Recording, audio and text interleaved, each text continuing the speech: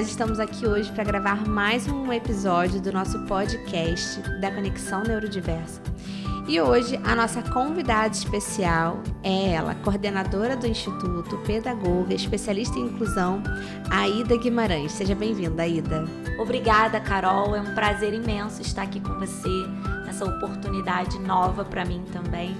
Quero agradecer também aqueles que estão nos vendo, aqueles que estão nos ouvindo. Nosso objetivo hoje é compartilhar da nossa experiência e da nossa vontade, porque a gente tem muita vontade de viver inclusão em todas as esferas da sociedade. Para começar, eu queria que você falasse um pouco de como foi para você ser convidada para ser coordenadora de um projeto tão lindo, mas que tem uma responsabilidade grande, que é promover a inclusão em todos os aspectos da sociedade, né? Na escola, em casa, através da conscientização das famílias, nas escolas. Bom, Carol, para mim foi um desafio, né? Eu me senti desafiada a sair de um ambiente único, né? Eu sou coordenadora pedagógica escolar há mais de 15 anos, então eu lido com a questão da inclusão, mas somente dentro dessa esfera, da esfera escolar. E aí, quando você veio com esse convite de nós estarmos levando inclusão para outras esferas, né? Entendendo que inclusão precisa acontecer para além dos muros de uma escola, eu me senti assim, desafiada e ao mesmo tempo encorajada, entendendo que era a oportunidade de estar compartilhando o que eu já sabia, mas ao mesmo tempo conhecendo esse mundo novo, né, esse universo de possibilidades, que é a nossa frase, né, o nosso slogan, e que ele é totalmente real, né? Então, eu me senti assim, ao mesmo tempo que desafiada, eu me senti também muito lisonjeada, honrada e desejosa de fazer a diferença. E para você, o que é inclusão? Porque você trabalha, né, como coordenadora escolar, já foi professora também, acho que você pode falar um pouco dessa sua experiência, mas para você hoje, o que significa inclusão? Então, Carol, como você disse, eu sou professora de formação, né? Há 23 anos eu lido com a educação, então eu saí de sala, estou na coordenação, então eu conheço bem esses dois lados e entendo a importância de nós estarmos ampliando a nossa visão com relação à inclusão. Então, inclusão, ela vai muito além de identificar dificuldades na aprendizagem. Inclusão significa criar oportunidades. Inclusão significa que nós precisamos pensar em oportunizar aquela criança, aquele indivíduo, equidade, né? Dar a ele possibilidade de acesso a direitos, não somente na área educacional, e hoje o Instituto ele pensa muito sobre isso, né? Que inclusão ela precisa acontecer dentro da área cultural, dentro da área pedagógica, dentro dos trabalhos, né, nas questões sociais. Então, dentro da área da religião também. Da religião, exatamente. Então, inclusão precisa permear todos os direitos de todos os indivíduos, né? Porque também tá muito na moda, né, Carol? Um discurso muito lindo falando sobre inclusão. Então, falar sobre inclusão é muito importante, mas só falar sobre inclusão não vai nos levar ao próximo passo. E é muito importante a gente falar sobre isso, né? Porque muitas vezes a gente fala de inclusão, né? Os especialistas falam sobre a importância de incluir, a importância das escolas terem esse olhar, mas ao mesmo tempo a gente sabe que não é uma missão fácil. Então é justamente esse o nosso objetivo, né? Enquanto instituto, trazer capacitação para essas pessoas que querem atuar com a inclusão, querem promover a inclusão. E é um desafio muito grande. Você, como coordenadora, deve ter essa experiência, né, de ver como é difícil, na prática, realizar a inclusão. Inclusão é tudo. Inclusão é um movimento muito bonito, inclusão é um movimento que traz pra gente um sentimento de empoderamento, mas tudo que a inclusão não é fácil, é o que você falou. Inclusão é muito difícil, né? A gente tem, por exemplo, um professor dentro de sala de aula, uma sala de aula neurodiversa, uma sala de aula onde ele precisa dar conta de 30 alunos e dentre esses alunos, entre tantas necessidades, nós temos alguns transtornos, né? Então, o Instituto, ele entende que não precisamos apenas de boa vontade. Nós vemos nos professores, nós vemos nos educadores, muita boa vontade. Mas boa vontade em si não vai trazer a ação que a gente precisa, uma ação contundente, significativa e intencional.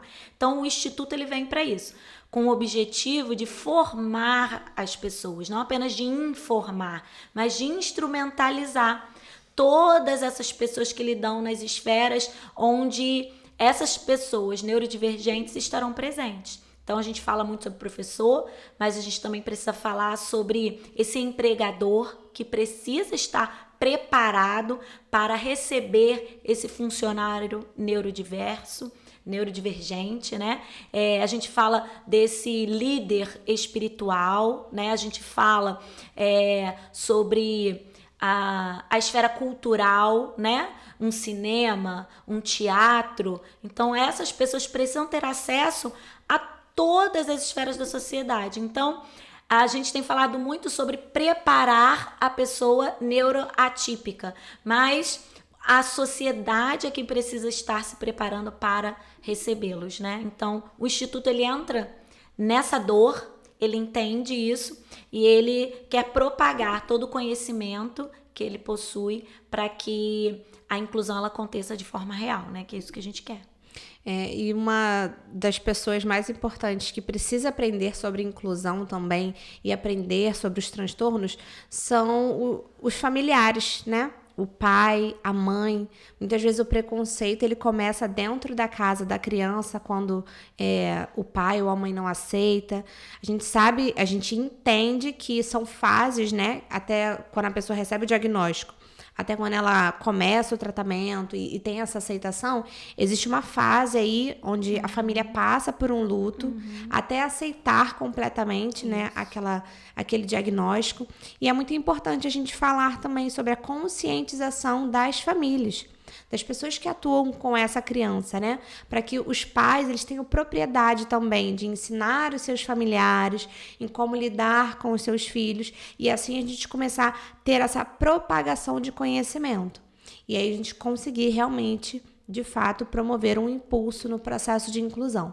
Então, a gente precisa alcançar os pais, a gente precisa alcançar os professores, os mediadores, os coordenadores e diretores escolar. Exatamente. Nós temos visto esse movimento, né, de alguns diretores e coordenadores estarem presentes nos nossos treinamentos, nas nossas palestras, e a gente fica muito feliz por isso, porque a gente entende que às vezes não basta um professor entender o seu papel se ele também não tem o suporte da coordenação, se ele não tem o suporte da direção, se toda a organização não se movimentar no sentido de atender às necessidades daquele aluno.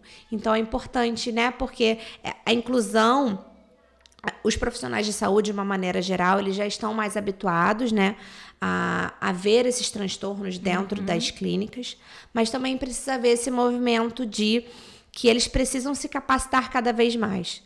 Porque hoje uma faculdade de psicologia, de fonoaudiologia, ensina você a lidar muitas vezes com transtornos, né, de humor, de ansiedade, de depressão. E às vezes, especificamente, os transtornos em si, eles são mais difíceis de lidar, eles têm muitas particularidades. Sim. Então é importante também que esses profissionais da saúde busquem informação sobre os transtornos em si, quais são os melhores tratamentos para cada transtorno, e a gente quer trazer essa abordagem, né, de uma nova ciência. Nova não, porque ela não é nova no sentido do tempo cronológico, mas de algo que tem surgido, né? Ganhando proporção maior, ganhando né? uma maior proporção nos dias de hoje, que é a ciência ABA. Eu acho que de tudo que você disse, que a gente precisa estar propagando, né? É que até agora, inclusão foi trabalhada muito de forma solitária, isolada. Então, o terapeuta, ele trabalha dentro da clínica. Ele está promovendo inclusão dentro da clínica. O professor, ele trabalha dentro da sala de aula. O pai trabalha em casa. E o que nós queremos e entendemos é que para haver inclusão, a gente precisa integrar tudo isso, né? E a ciência ABA, ela propõe exatamente isso, né? Essa questão interdisciplinar. Todas as equipes que trabalham com essa criança, com esse indivíduo, precisam estar se comunicando, precisam estar realizando, vamos dizer assim, a grosso modo, um mesmo trabalho, porque nós queremos o mesmo objetivo, que é o desenvolvimento de novas habilidades desse ser. Então, quando a gente traz, né, a necessidade dessa conversa, dessa integração entre o ambiente terapêutico, e aí, por exemplo, o que é o AT, né? O acompanhante terapêutico é essa pessoa que, quando ele está na escola, ele está levando o ambiente terapêutico para dentro do ambiente escolar, né? Então, generalizando aquela habilidade que nós estamos querendo que aquela criança desenvolva. Então, acho que o segredo é justamente isso, é a gente pensar a inclusão não mais de forma isolada. Era comum a escola achar assim, olha, essa criança precisa de um tratamento, então indicava para a clínica, e a clínica é quem tem que resolver. E aí a clínica, através do terapeuta, mandava uma carta para a escola dizendo o que a escola tinha que fazer, né? E essa ainda é a realidade de muitas crianças, ainda estão vivendo assim. E quando a aba chega, e quando o instituto, né, que a nossa perspectiva é essa, é que as pessoas compreendam que não é um joguete, não é você faz a sua parte, eu faço a minha, é todos nós precisamos estar unidos, fazendo, né, um papel que integra, um papel que consolida o que está acontecendo ali em torno daquele indivíduo. Então, de tudo que você falou, eu acho que é sobre isso. É sobre a gente aprender a integrar, a incluir. E se você vai falar de inclusão, e inclusão é estar integrado, como é que os setores responsáveis pelo acompanhamento estão trabalhando de forma isolada, né? Então, não funciona, né? É isso que a gente tem percebido. E quando a gente olha para as pesquisas e a gente vê números como a cada 36 pessoas, uma é autista, a gente entende que inclusão não é mais uma opção, né? Porque muitas escolas, algumas eram inclusivas, outras não, e elas meio que entendiam se queriam ou não, né? Isso. E hoje a gente precisa que todos, né, envolvidos nesse processo escolar, professor, diretor, coordenador, eles estejam interessados em promover essa inclusão, porque é uma questão que não é mais opcional.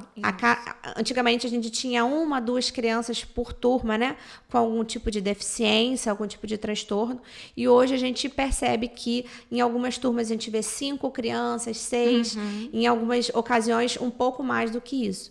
Então, o professor, ele precisa de conhecimento, mas também precisa de suporte para que ele consiga lidar com todas essas circunstâncias, né? Eu queria falar 2 coisas sobre esse ponto, né, que você está tratando, sobre número, porcentagem. Primeiro, que eu acredito muito, é que inclusão, ela independe de laudo. O laudo vai nortear, vai orientar, mas um profissional, um professor, enfim, ele não precisa esperar um laudo aparecer para que ele possa ter boas práticas inclusivas dentro da sala de aula. Se ele percebe que aquele aluno tem dificuldades, seja quais forem, seja dificuldades sociais, né, de interação, né, não consegue se relacionar bem, seja um aluno que tem dificuldade na área de aprendizagem, o papel dele enquanto educador deve ser promover a inclusão, independente da presença ou não de um laudo, né?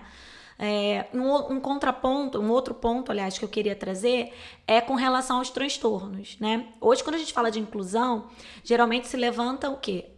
Os transtornos, né, do neurodesenvolvimento. Então, a gente fala sobre autismo, a gente fala de TOD, a gente fala de TDAH, a gente fala de deficiência intelectual. E outras deficiências continuam, né, tão apagadas, tão marginalizadas. Nós ainda temos hoje colégios, escolas, né, a maioria despreparada para receber um aluno com deficiência visual, um aluno com deficiência auditiva, né? Nós ainda temos essa defasagem e que nós precisamos também incluir essas pessoas, né? Essas pessoas que também precisam estar em sala de aula. Então, nós temos hoje inúmeros cursos capacitando pessoas para lidar com autista, para lidar com TDAH, mas e o movimento pelas outras deficiências, né? E os cadeirantes que ainda não conseguem acessar muitas escolas, não têm acessibilidade, né? Na escola, no shopping, né? Então, essa discussão sobre inclusão, ela precisa ser aumentada, ser ampliada.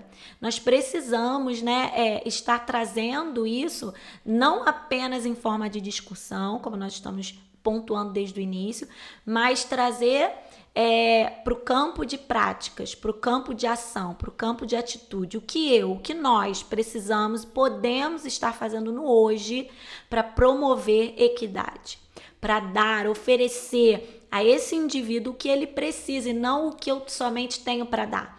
Né? Olha, isso é o que eu tenho para dar, mas o que você tem para dar é suficiente para que a inclusão aconteça? Se não é suficiente, não está acontecendo equidade. E se não tem equidade, não tem inclusão.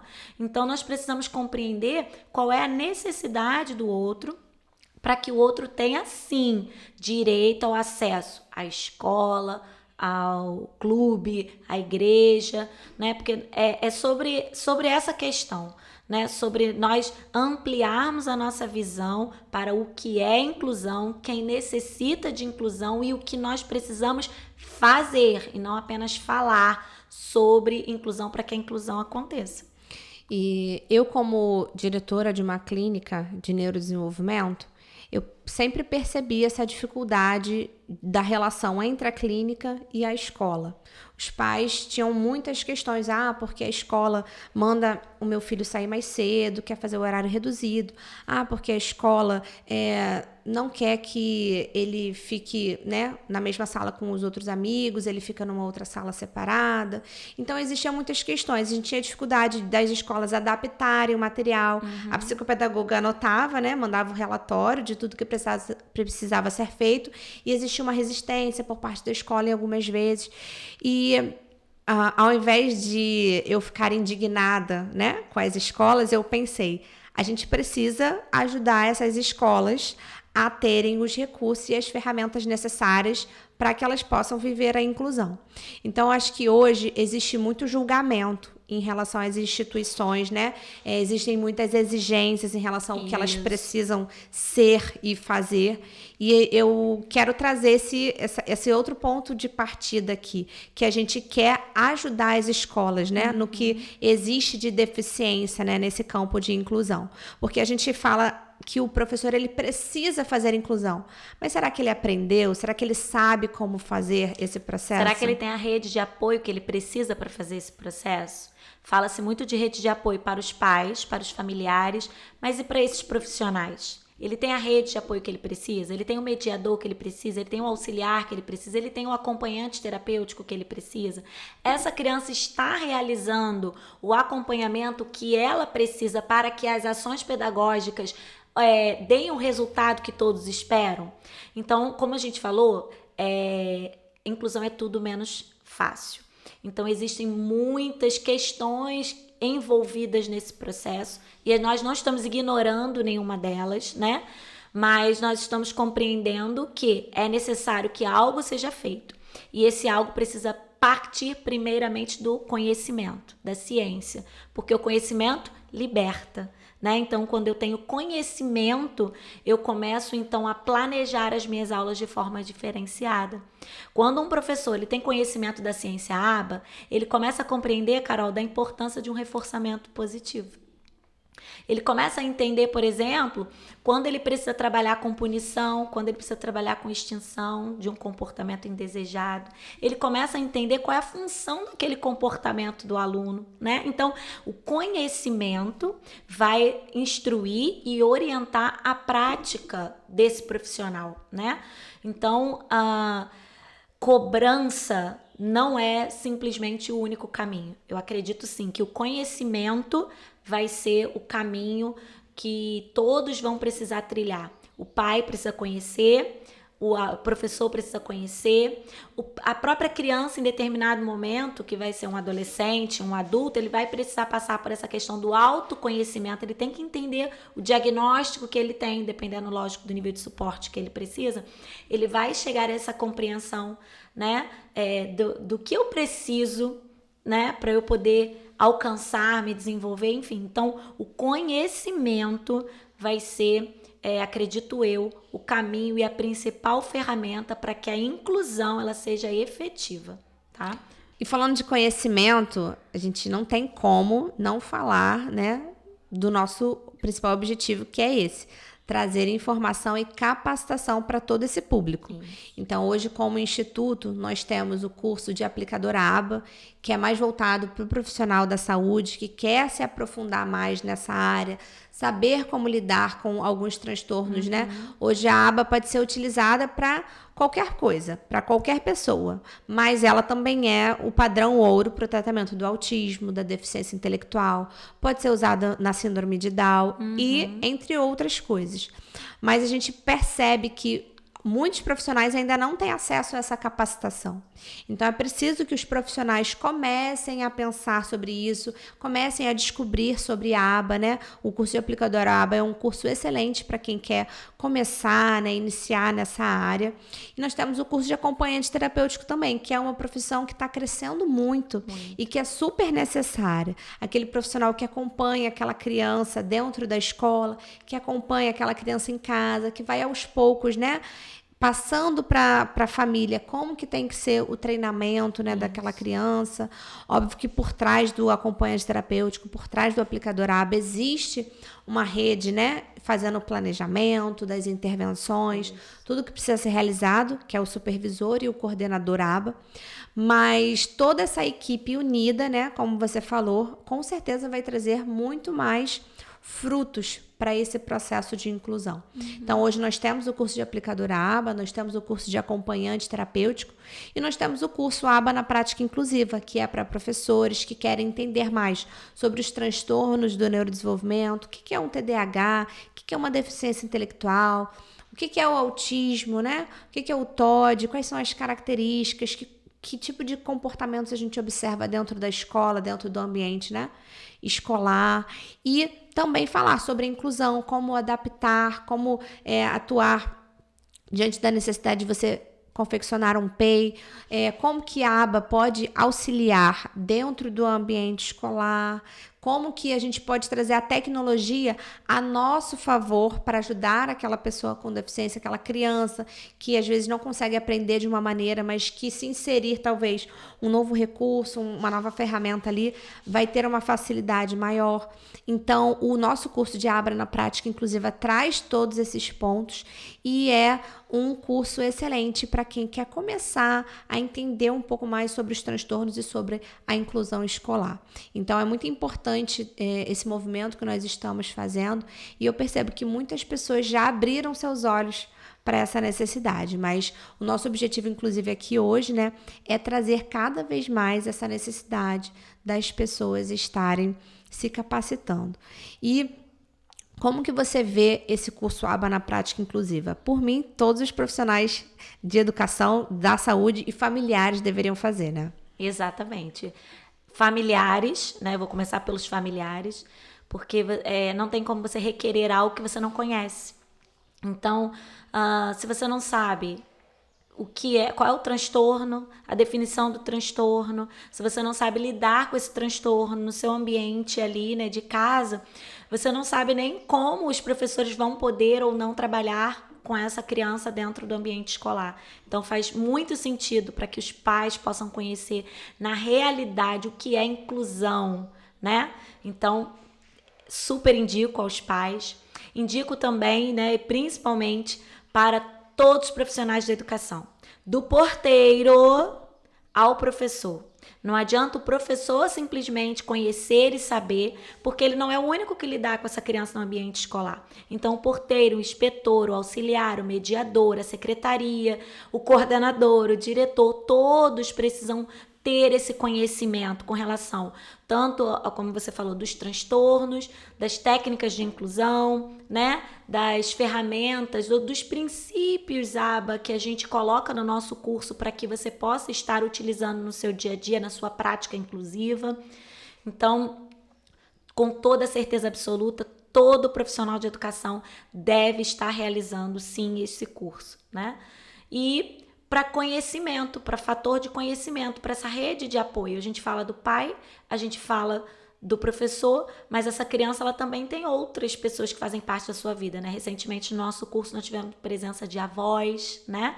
E foi sensacional, porque a gente compreende que quando todo mundo entende melhor, as pessoas também agem melhor.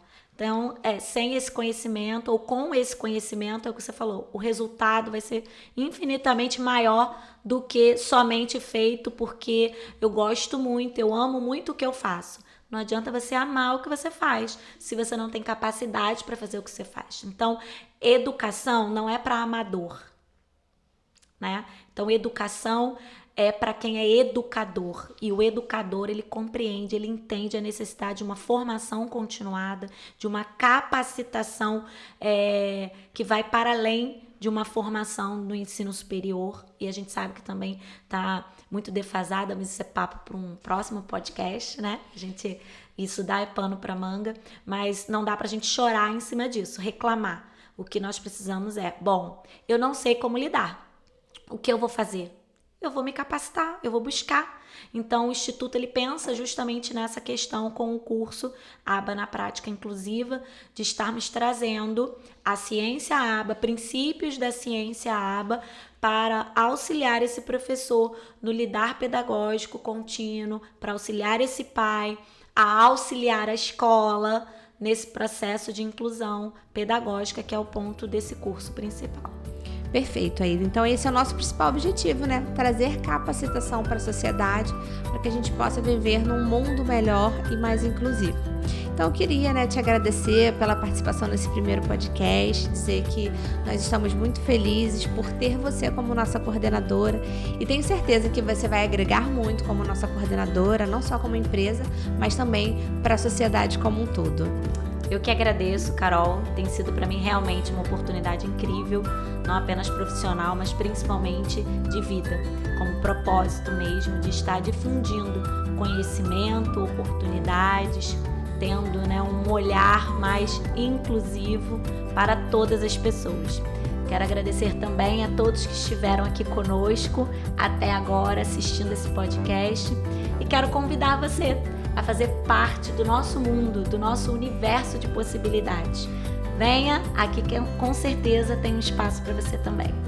Muito obrigada a todos vocês que têm acompanhado os nossos conteúdos, que assistem os nossos podcasts. Nós estamos muito gratos e vocês nos impulsionam a continuar fazendo esse trabalho lindo, de disseminar informação, de ajudar pessoas a reencontrar seus propósitos e se reapaixonar pelas suas profissões. Então, nós queremos trazer isso para cada vez mais pessoas e você pode ser um auxiliar nesse projeto. Curta, compartilhe, mande para todos os seus amigos, para os seus colegas, para os profissionais que trabalham com você, para que mais pessoas sejam impactadas e para que a gente possa promover esse impulso no processo de inclusão. E vejo você no nosso próximo podcast. Tchau, tchau!